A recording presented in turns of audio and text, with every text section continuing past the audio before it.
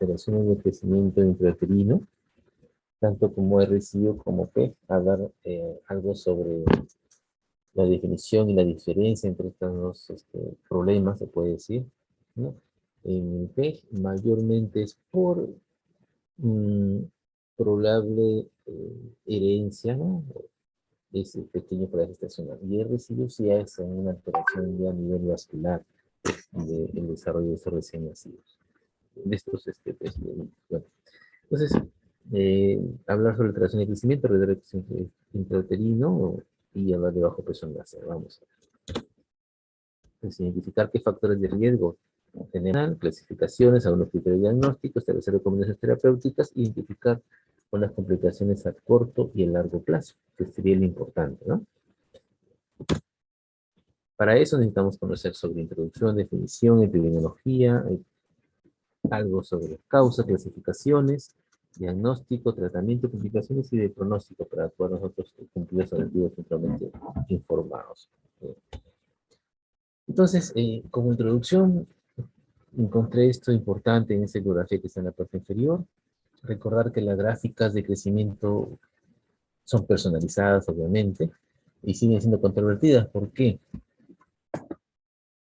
Porque las gráficas que hacemos son para cierta grupo étnico, para cierto continente o país, ¿no? Entonces, las gráficas que utilizamos mayormente son hechas por España, por la CICI, no por la OMS, para poder ver el crecimiento relativo a los niños, pero recuerden que eso puede ir variando de acuerdo a la raza, a la etnia, a la altitud donde nacen o viven o crecen esos niños, a nivel del mar o sobre el nivel del mar. Eh, Tiene que ver también con la alimentación, tiene que ver con la raza, tiene que ver con múltiples factores que vamos a ver después. Entonces, el principal determinante de crecimiento uterino es el aporte de nutrientes al feto. ¿Mediante qué? Este aporte se da mediante la, el aporte o la llegada de sangre a la placenta y de la placenta de distribuirse ya hacia el feto. Entonces, ¿cómo es que llegan los nutrientes o cómo es que llega el oxígeno hacia la placenta? Ese es lo que vamos a comenzar a ver hoy. Entonces también hay unos factores fetales, como hemos conversado, el sexo del niño o del feto, el varón es más grande que la mujer, hay un aspecto orgánico, ¿no? O anatómico, la herencia genética también, hemos conversado, de genética familiar, anomalías cromosómicas o síndromes dimórficos, también tiene que ver mucho con este desarrollo intrauterino. Seguimos conversando que el desarrollo fetal difiere en mujeres de diversas etnias. Por ejemplo, ¿no? Las latinas y las blancas tienen tasa más alta de grande para gestacional, y las afroamericanas y las de Asia tienen mayor tasa de pequeño para gestacionales, propio de su raza, ¿no? Propio de esa etnia. En algunos casos, la alteración de crecimiento fetal está vinculada con la aparición después, ¿no? En la etapa adolescente, niño, adolescente, adulto, de algunas patologías, ¿no? Como es el caso de la diabetes tipo 2 o de algunas cardiopatía. Bien. Entonces, algo de definición. Entonces, hablar de un retraso de crecimiento intrauterino, estas siglas que están aquí al lado, en el cual podemos decir de que este feto no ha alcanzado su potencial, su crecimiento potencial genético debido a factores, tanto del feto, este tridente, ¿no? Estas tres aristas, el feto, la madre y la placenta. Factores en estos tres componentes y eh, la no adaptación o el fallo en el camino de adaptación de este feto lleva a que haya un problema o alguna deficiencia en que no pueda alcanzar su crecimiento potencial genético. También hablamos de una disminución de la velocidad de crecimiento fetal en dos valoraciones intrauterinas. En geografías obstétricas, en dos evaluaciones, si veo que esa velocidad se ha detenido, entonces hablo ya de un retraso de crecimiento intrauterino. Lo que había mencionado, ¿no? Adaptación a un medio intrauterino desfavorable. Entonces, recuerden que este tridente puede llevar a un medio interno intrauterino desfavorable con alteraciones permanentes de metabolismo, crecimiento y desarrollo a corto y a largo plazo, que vamos a verlo más adelante. ¿Qué alteraciones puede causar este medio intrauterino desfavorable y no llevar a una buena adaptación para que el niño pueda crecer, ¿no? PEG es un peso al nacer debajo del percentil 10 o un peso al nacer inferior a 2 desviaciones estándar respecto a la media de ese grupo etario, o de esa raza, o de ese continente, ¿no? Y hablar menos de peso al nacer menos de 10, percentil 10, hablamos de ya un retraso de crecimiento intrauterino. Bueno, recordar algo, el feto crece en peso o gana peso más o menos 5 gramos por día hasta las 15 semanas. A partir de las 15 semanas hacia adelante, gana más o menos unos 10 gramos por día. Y a través de ahí puede ganar 30 a 35 gramos. Ejemplo. O sea, este es el primer trimestre, segundo trimestre y tercer trimestre. Mientras más avance en su edad, más peso va a ganar estos niños en porcentaje, ¿no? Bien. Algo de epidemiología, ¿no? Más o menos el 3 a 7% de los pacientes introducidos en los países desarrollados, poco porcentaje, menos del 10%.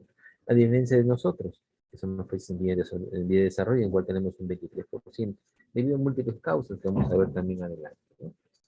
Entonces, una buena alimentación, una buena política de salud puede llevar a que se recupere, o bueno, en otras palabras, a que disminuya este retraso de crecimiento, ¿no? Y se recupere el potencial, el crecimiento potencial. Esto también explica un niño con PEG, ortosis intrauterino, puede estar asociado a muertes inexplicadas, ¿no? Muertes que no sabemos por qué y puede verse, entre comillas, a un problema en la mala adaptación de ese niño, ¿no? La mortalidad, mire, la mortalidad aumenta hasta 10 a 20 veces más con respecto a un recién nacido que no tiene ese retraso de crecimiento intrauterino. Recordar también que el 40% de los morfinatos a término y el 63% de los morfinatos prematuros son P. Mírenme, es importante. ¿Cómo influye el peso en la mortalidad? Tanto en niños a término como en niños prematuros. El riesgo de muerte perinatal aumenta entre 5 a 6 veces en fetos prematuros en comparación con las terceras. Si este niño que nace con crecimiento uterino es prematuro, aumenta más, 5 veces más el riesgo de muerte. Entonces, esto lo quería explicarle. Miren, en contexto de literatura que ustedes pueden hallar en internet, ¿no? Les puedo pasar el libro. Veamos acá cómo vamos cómo se da el problema, ¿no? Cómo se da, tanto a nivel materno, placental y fetal. Cómo esto influye y directamente vamos a hacer, y todo eso influye a la placenta para que se logre una buena adaptación. Si no se da una respuesta, una adaptación en crecimiento y diferenciación placentario, puede llevar a alteraciones en el fenotipo fetal. Y eso a la larga puede llegar a alteraciones en el adulto, que vamos a ver después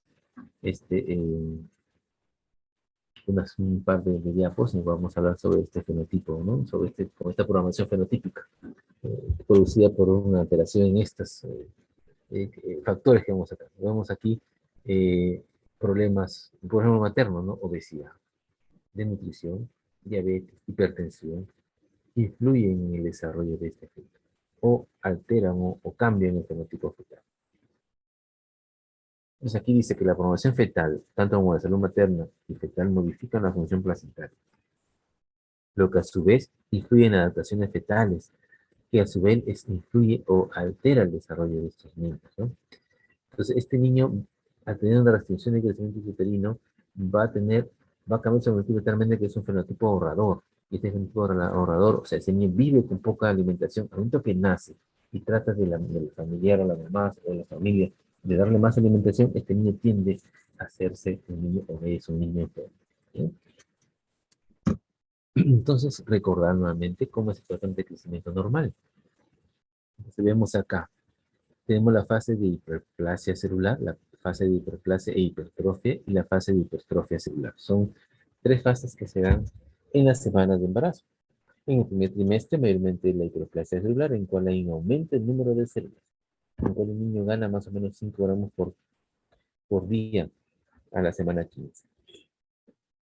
La segunda fase que se da en el segundo trimestre de embarazo, en cual ya hay, aparte de una hiperplasia, hay una hipertrofia, hay un crecimiento en número y en tamaño de las células. Más o menos el niño en ese segundo trimestre gana entre 15 a 20 gramos diarios. La última fase, que es en el tercer trimestre, el cual ya hay una hipertrofia, un engorde, un crecimiento, un depósito de grasa, glucógeno, calcio, hierro y etcétera, preparándose ya para el parto, que se da más o menos, gana unos 35 gramos a más eh, por día de peso, ¿no? Entonces, en lo que es etiología, miren, el 40% de estos RCU no sabemos a qué se debió, no podemos identificarle porque nos faltan medios, ¿no? En nuestro país medios de diagnóstico y de estudio placentario, diferentes estudios moleculares para ver por qué se da este problema en estos niños. Del 60% restante, un tercio son por causas genéticas y los dos tercios están relacionados con el ambiente intrauterino. O sea, solamente la tercera parte del 60% de esos niños que sí saben por qué se debe son por causas genéticas. El resto no. ¿Qué quiere decir? Que de 100 niños que nacen con RCU, 40 no sabemos por qué. De los 60 que quedan, 20 es por causa genética. Y los 40 que quedan es por problemas ya intrauterinos que vamos a ver adelante. Bien.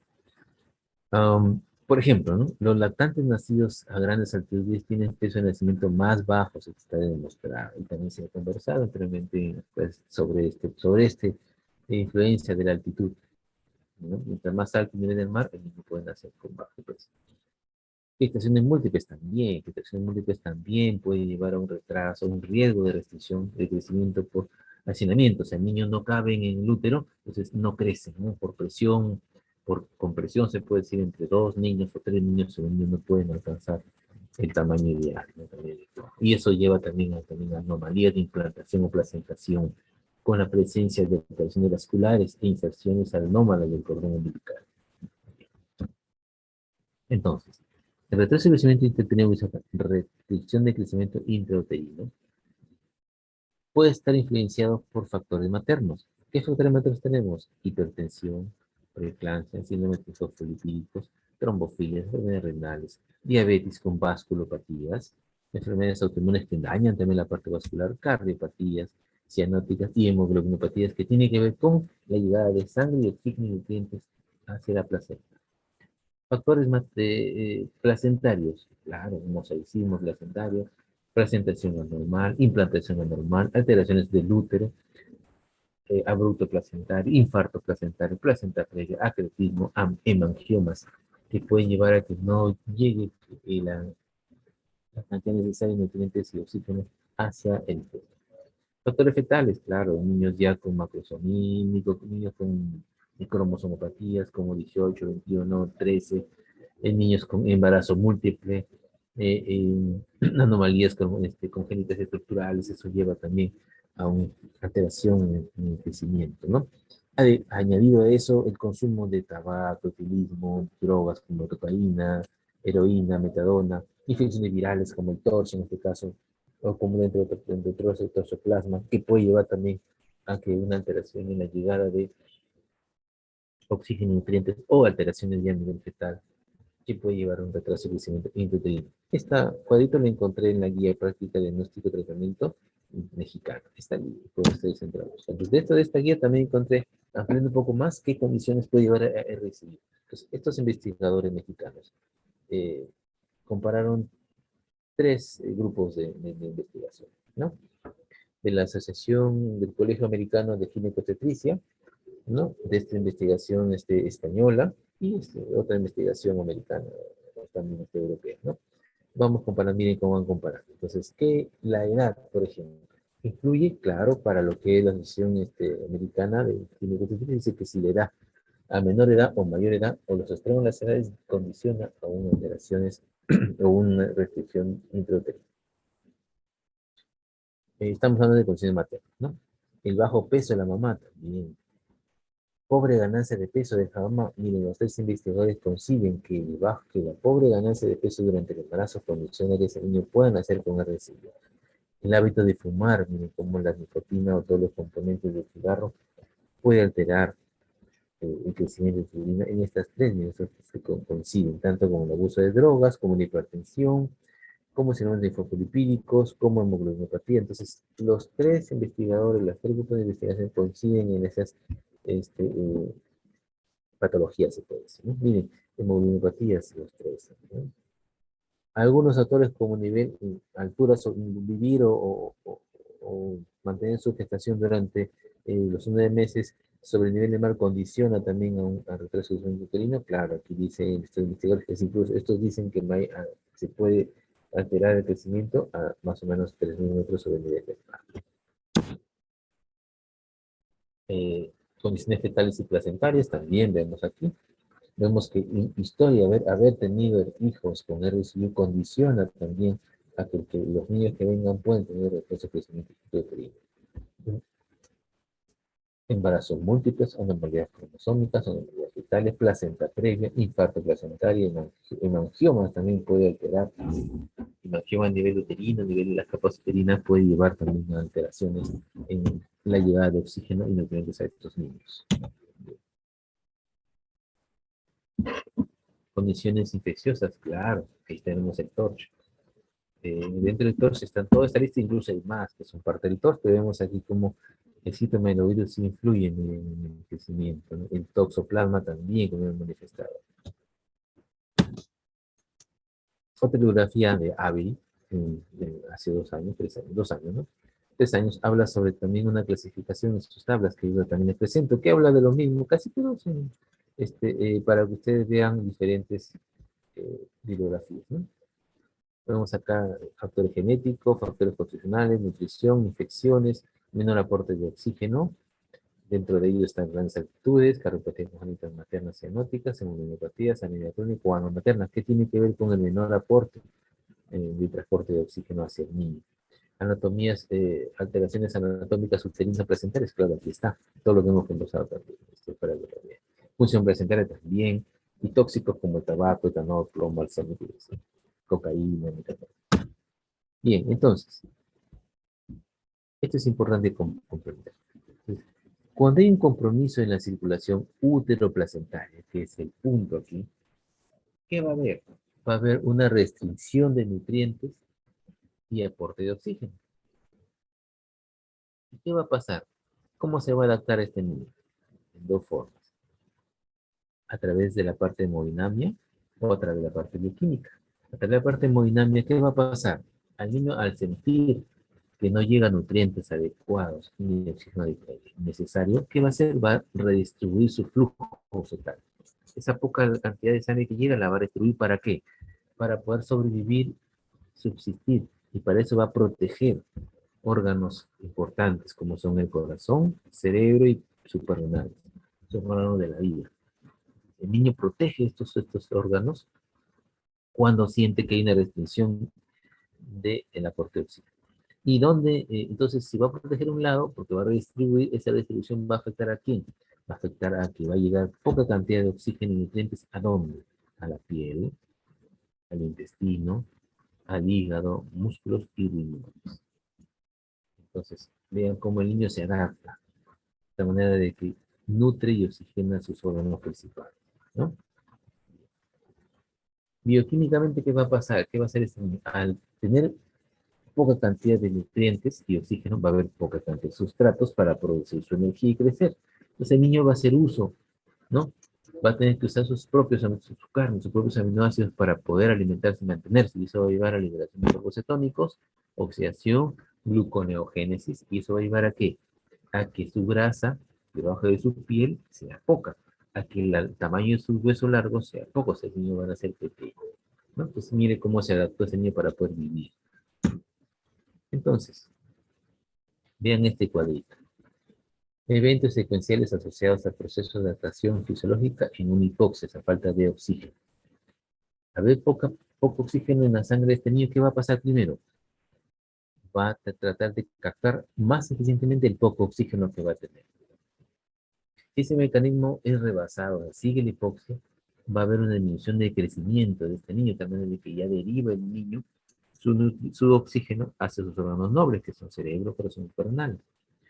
Al no poder mantenerse su crecimiento, ¿qué va a hacer? Va a disminuir su actividad, se va a poner hipoactivo. ¿Para qué? Para mantener su balance energético adecuado.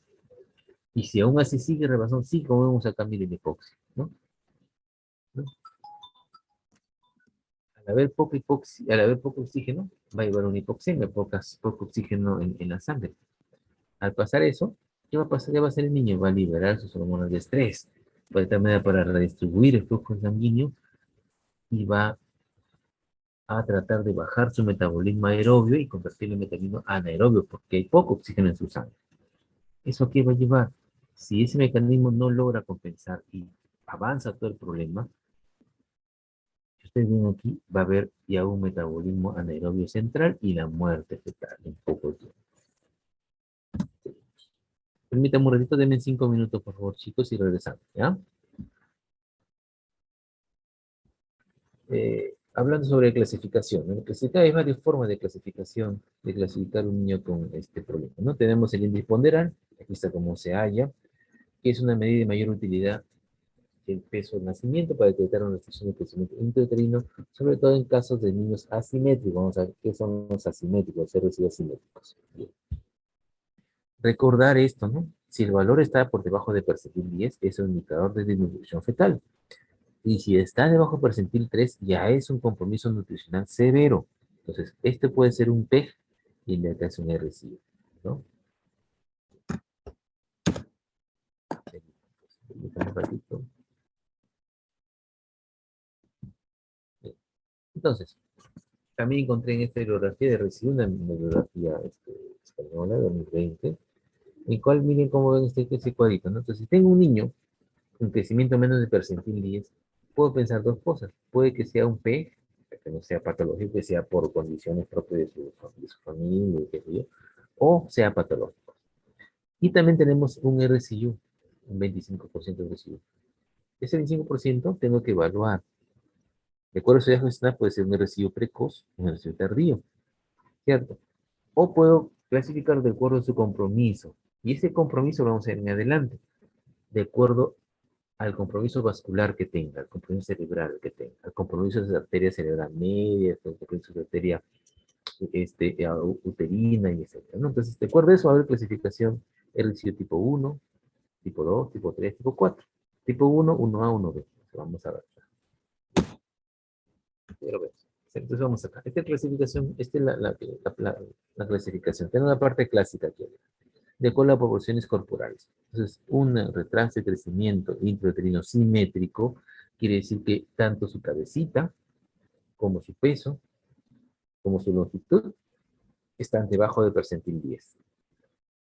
Entonces dice acá, simétrico o armónico o tipo 1.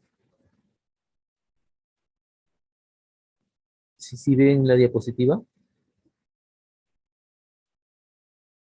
chicos, ¿están bien? Sí, allá, acá, porque está medio rara la internet. Entonces estamos conversando. Un ejercicio simétrico. Allá, gracias. Un ejercicio simétrico tipo 1, más o menos es del 30%, 20-30% de todos los ejercicios, de todos los retrasos de crecimiento uterino. Vemos que ahí, esto es lo que lo caracteriza.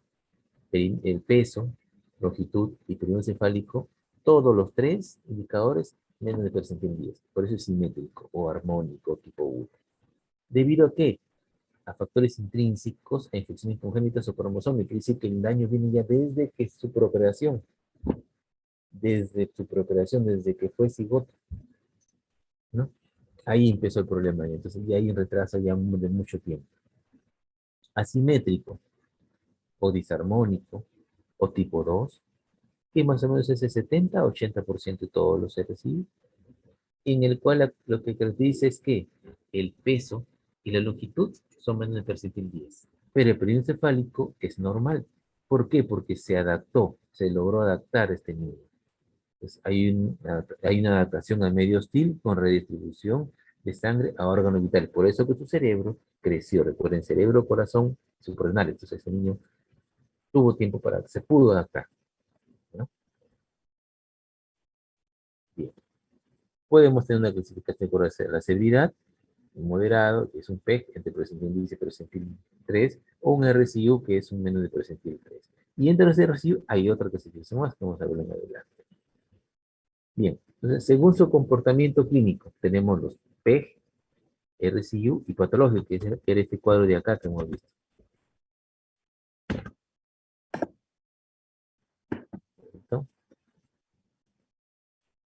Entonces, de acuerdo a este cuadro, ¿no? Este cuadro, ¿no? De acuerdo a su comportamiento clínico, tenemos el P, el RCU y el patológico. Eso es lo que estamos explicando acá. Aquí está. 60% son los P, 15% son el patológico y el 25% son los RCU. Entonces, el P, valoración anatómica de ultrasonido normal. Miren, su ultrasonido, su ecografía normal.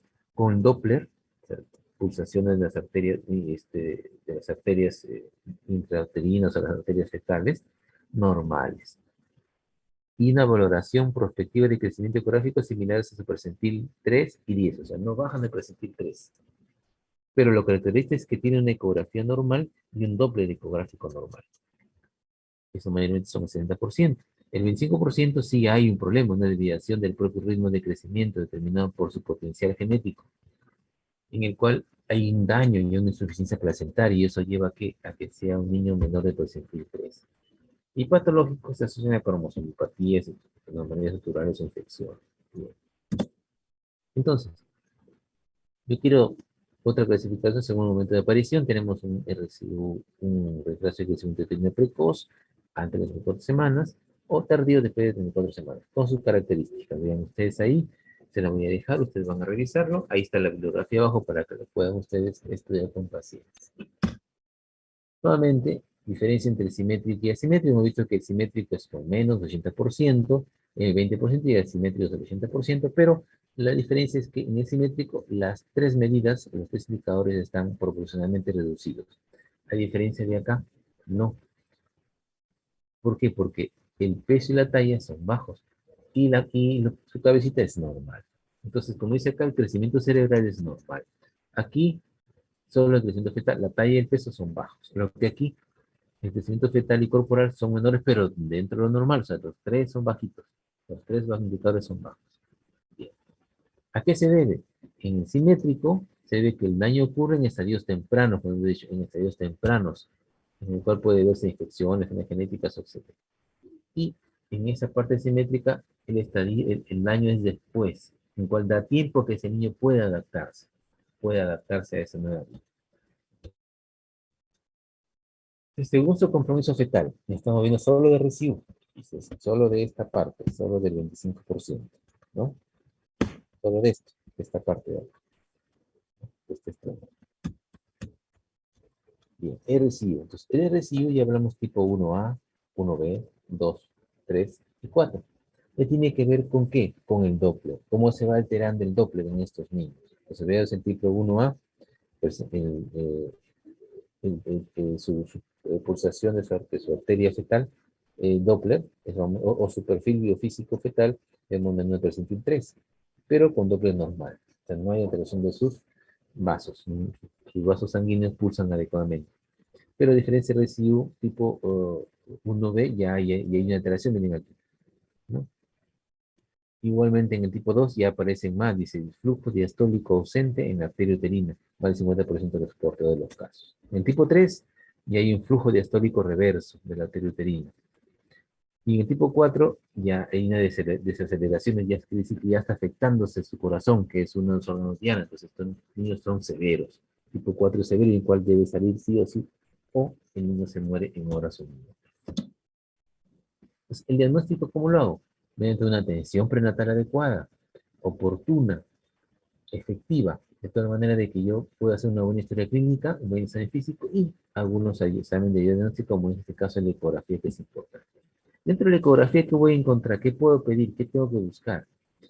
Tengo que buscar una biometría fetal en la cual tengo que ver el diámetro biparietal, o sea, el perímetro cefálico, en otras palabras. La circunferencia fetal, craneal, disculpe.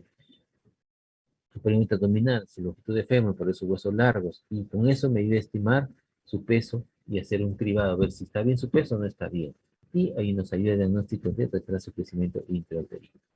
Un estudio Doppler para ver cómo está su flujo sanguíneo, si está reducido, está normal de los vasos placentarios, fetales, umbilicales, uterinos y cerebrales. Mire, son placenta, cordón umbilical, arteria uterina y cerebral media, que son los vasos que son estudiados a través de este estudio Doppler para ver si los flujos sanguíneos a través de ellos está reducido o está normal. También ver por biofísica como el índice del líquido amniótico y la frecuencia cardíaca fetal, ¿no? También puedo agregar una ecografía tridimensional cuando ya tengo alguna duda, ¿no? El 3D que le llamamos, ¿no?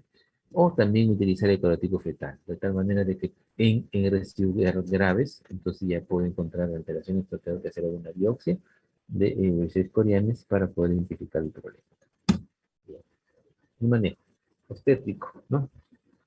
Primero, en fetos sin malformaciones ni cromosomopatías, el RCIO es secundario a insuficiencia placentaria. Es importante eso. Y se realiza en seguimiento ecográfico, ¿no? Y se hace el seguimiento cada 2 semanas, de acuerdo a cómo vamos a ir viendo en el percurso de las diapositivas. De acuerdo a que evaluar el crecimiento fetal, su perfil físico y su impedancia y sus vasos sanguíneos, su Doppler, ¿no? Bien. Estos parámetros permiten identificar aquellos fetos con mayor riesgo de muerte. Esa es una cosa importante, ¿no? Y tomar la mejor decisión en el momento más oportuno para interrumpir el embarazo. Gráficas para ver cómo hacen, captan, ¿no? Cómo hacen el trabajo de Doppler, en el cual vemos acá la arteria cerebral media, ¿no? Vemos cómo va el polígono de Willis, cómo va alterando, cómo, bueno, la arteria uterina, el polígono de Willis también detectan la cerebral media, el conducto venoso, las arterias uterinas, cómo ven ellos, los ginecólogos van trabajando esto, incluso hay tablas para eso. Ya nació el niño, este era antes del nacimiento, ¿no? Estos dos. Este acá es después de nacer. Ya nace el niño. ¿Cómo me doy cuenta que es un niño con disfunción de crecimiento intrauterino? ¿Cómo me doy cuenta? Básicamente la clínica. Clásicamente los recién nacidos con RCIO son enflaquecidos. Su masa muscular, su músculo y su tejido graso está bajo. Porque recuerdan cómo son los mecanismos de ellos, cómo activan sus mecanismos compensatorios. Entonces ya empiezan a consumir sus propios músculos y su grasa también para producir energía y por eso existir. Pues eso lleva a que esos niños nazcan flacos y tienen fase de viejo, ¿no? Su carita arrugado, con su cordón umbilical delgado, como un lápiz. Y sus suturas craneales están separadas, ¿no? Con la frontera anterior de mayor tamaño, ¿no? Porque recuerden que los huesos no crecen, porque ese niño trata de dirigir ese alimento a su cerebro, ese poco alimento a su corazón y su renal, entonces sus huesos no crecen. Por eso es que vemos acá que las suturas craneales y frontera anterior son de mayor tamaño, porque hay menor crecimiento y formación de sus huesos. Puede haber signos de impregnación meconio, claro, ¿por qué? Porque al haber menor cantidad de oxígeno a nivel intestinal, eso hace de que se secrete o se produzca más meconio y eso lleva a que el esfínter anal se abre y el meconio salga, entonces el niño puede impregnarse de meconio. Bien. Sí. Entonces, ¿cómo yo puedo hacer la prevención? En eso tenemos prevención primaria, prevención secundaria y prevención terciaria. La prevención primaria, obviamente tengo que hacer una consulta preconcepcional, de tal manera que yo pueda identificar a esa futura mamá o esa pareja, qué es lo que puede llevarlos a que tengan estos niños con alteraciones de crecimiento. Si identifico fumadores, tengo que cesar el hábito de fumar o cesar el hábito de consumo de drogas, eso es lo principal que se puede manejar aquí. Secundaria también tengo que yo identificar a estas parejas que puedan tener problemas en sus embarazos, igualmente cesar el consumo de drogas, cesar el consumo de tabaquismo, incluso esta bibliografía de 2020 recomienda utilizar aspirina de 100 a 200 microgramos por kilo día durante la segunda, 16 semana hasta la tercera semana para mejorar eh, eh, el flujo sanguíneo hacia esos vasos. Bien. Entonces, el manejo inicial de estos niños. ¿Qué hago cuando tengo un niño ya que nací y está con RSIU? Tengo que recordar o saber qué complicaciones están asociadas a este RSIU.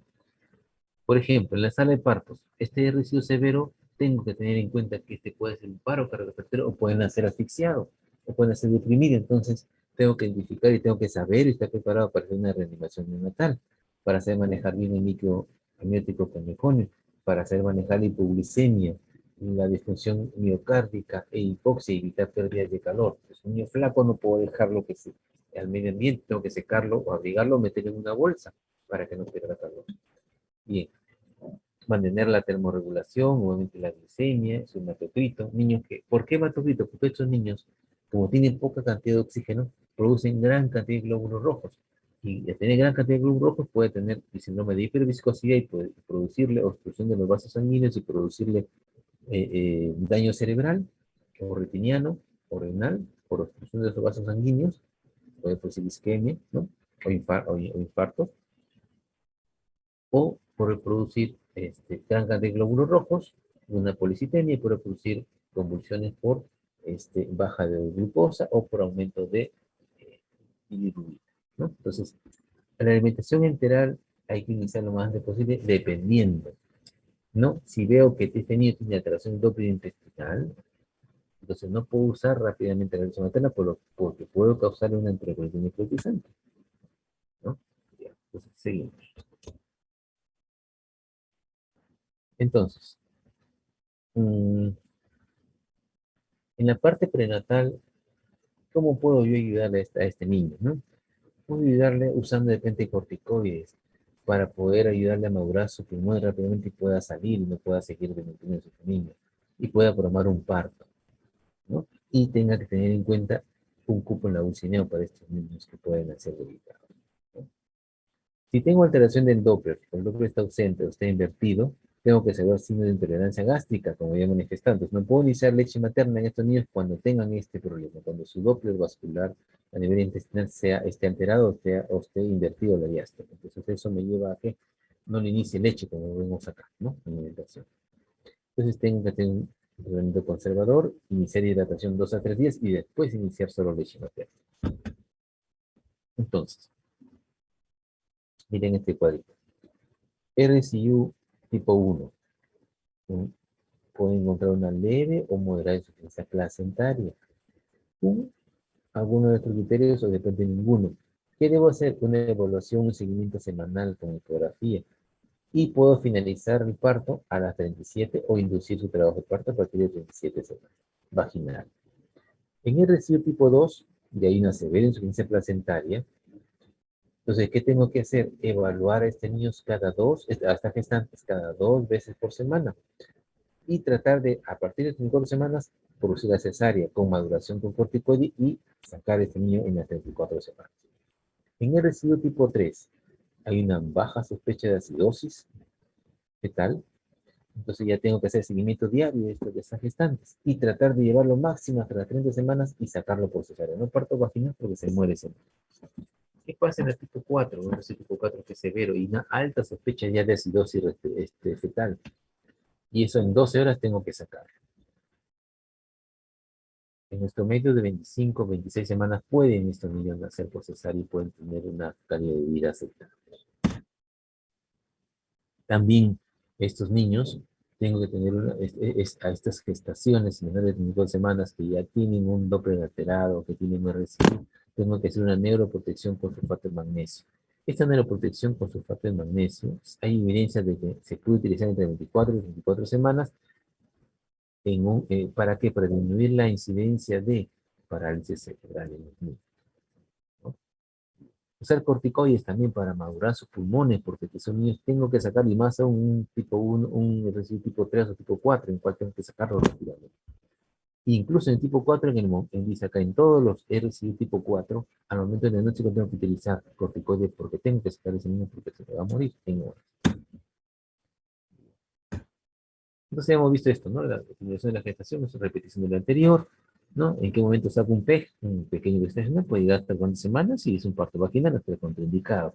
En el residuo tipo 1, sí, a partir de 10 semanas, por hacer parto vaginal a través de una inducción del parto vaginal, o si hay una alteración de la célula media, debo ya hacer una cesárea de urgencia. En tipo 2, obviamente, ya a partir de 24 semanas tengo que sacarlo con una cesárea. Tipo 3, 30 semanas. Tipo 4, 26 semanas. Debo sacarlos todos.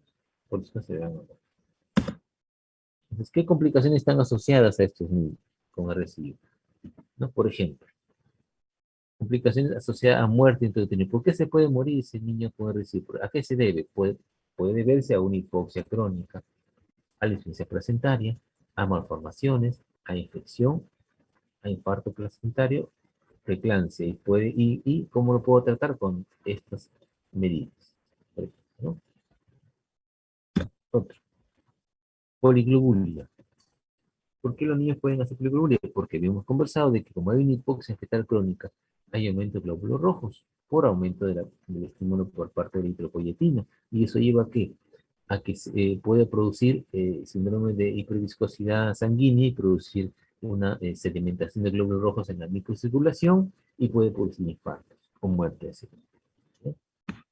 Bien, entonces, este niño a la larga puede tener complicaciones, como vemos aquí en el ítem 3. Tasa más alta de trastornos de aprendizaje y puntuaciones más bajas de cociente intelectual en estos niños que nacen con RCI. Entonces, para terminar lo que hemos conversado, ¿no? Si tengo un niño que, como vemos como la gráfica aquí, esta gráfica, vemos aquí una mamá que se alimentó pobre, con escasos recursos, entonces el niño nació pequeño, ese niño se desarrolló pequeño, un RCU, que al momento que da a luz esta mamá, este niño se adaptó de tal manera de que hizo un fenotipo ahorrativo, de tal manera de que lo poco que tenía lo utilizó para poder crecer y mantenerse y desarrollarse hasta donde pudo. Nació el niño, ese niño nace y empiezan a darle cosas abundantes, ¿no? Ponemos acá, este niño, por su fenotipo ahorrador que ya viene a nivel de uterino, puede llevar a la larga con compromisos en el adulto o en el adolescente, como obesidad, diabetes, problemas cardiovasculares, esquizofrenia, incluso, mire. Entonces, ¿qué digamos acá? Que la programación, que son mecanismos por los cuales un estímulo o una lesión en un periodo crítico, este es un periodo crítico en el embarazo, tiende a causar efectos duraderos o para toda la vida, de tal manera de que se convierte en un fenotipo ahorrador.